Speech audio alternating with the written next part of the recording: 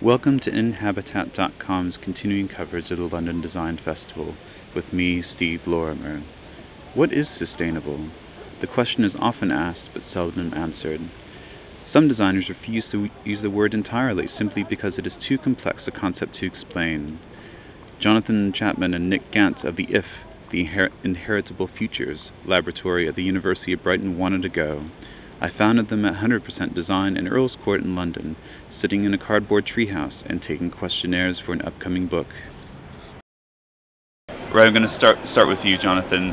Describe the exhibit that you put up here today. I'm sitting in one cardboard and house is made out of basically very thick cardboard, and across from me is well, not a house, but a room made completely out of plastic.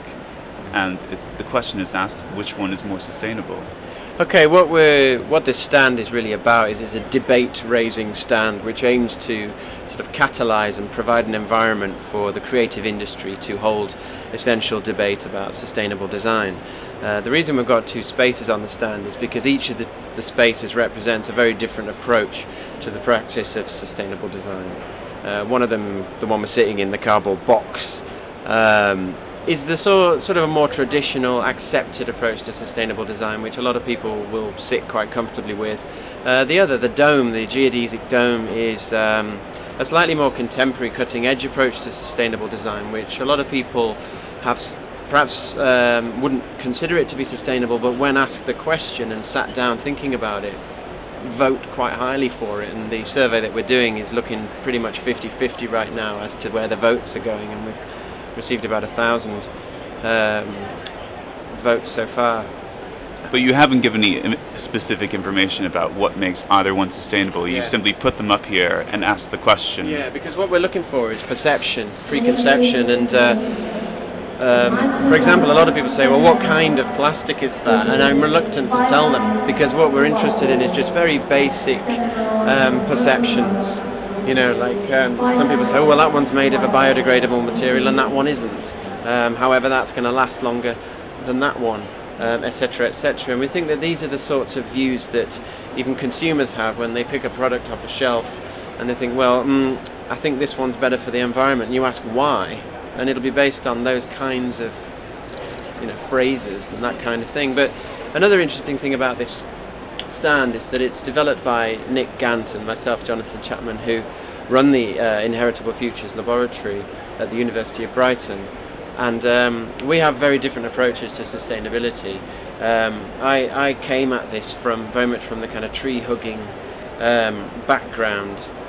I was very much a kind of environmentalist over the last kind of 10 years, and I'm slowly moving more now into the sort of commercial sphere, whereas Nick has come at this very much from the commercial sphere. He runs a very successful design company called Bobo Design. He just winced, and used to work with clients, and still does actually, with including like ICI and people like that, who are often considered to be very unsustainable. And Nick's now moving into the sustainable design territory much more, and we've kind of met in the middle. So these two structures are a kind of a metaphor for our working friendship. I'm the cardboard box and Nick's the dome. and Nick, tell me about, both of you started in 3D object design and moving to sustainability. But there seems to be so much competition for who gets to call themselves the most sustainable.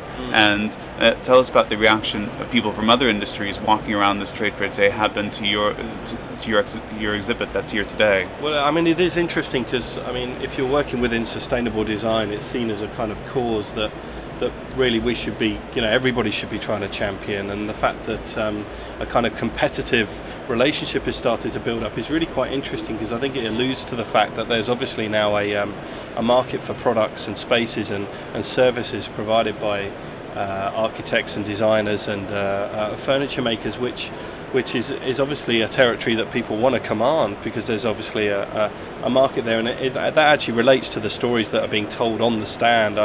Had an interesting debate between 3 property developers, 2 of whom are already seeing a very strong need to infuse sustainable processes in their buildings, because the demographic of people they're selling to now demand it.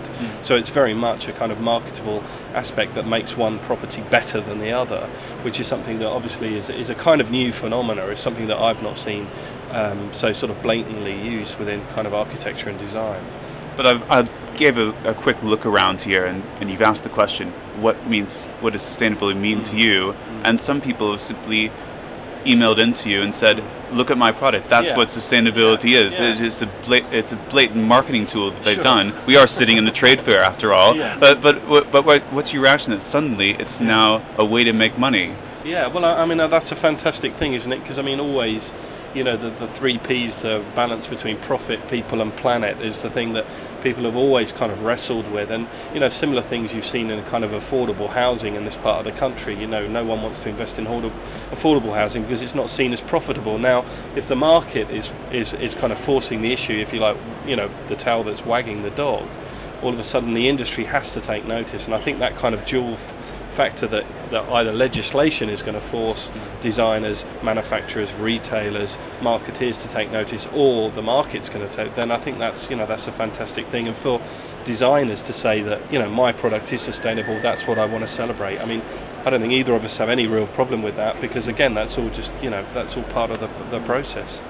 Now, Jonathan, a question that always comes out of this is that fashion and taste says that things go in and out of fashion, you get rid of things, you refresh all the time, and you're trying to get people to ask that about their own electrical goods when they're here. And what have you found when you've asked that question? Okay, I first want to respond to that by saying why I'm asking that question.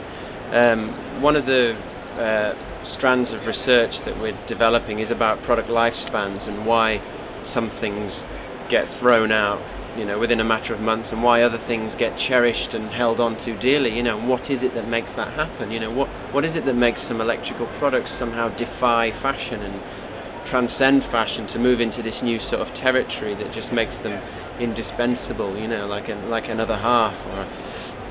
And that's why we're asking this question, to try and find that. And so far we haven't had time to even look at the results to get a sense of that. But we do have some ideas about why that might be, and one of them is that idiosyncrasies, and occasionally an electronic product will develop this sort of personality of its own, something that needs like a knack to operate it, or a car door that won't quite open unless you know how to do it. And, you know, products that exhibit these traits are very often attached to more than anonymous products that are just another assembly line offspring, you know.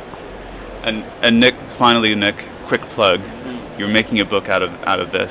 What's the book, and when is it coming out? Well, the book is called Designers, Visionaries and Other Stories, and it's due to come out in August next year. So we're hoping to basically launch it at this event a year from now. Obviously, if you like, excuse the pun, recycling the information that we use here and feeding that back into the industry, because that's very much what we hope to achieve by this event.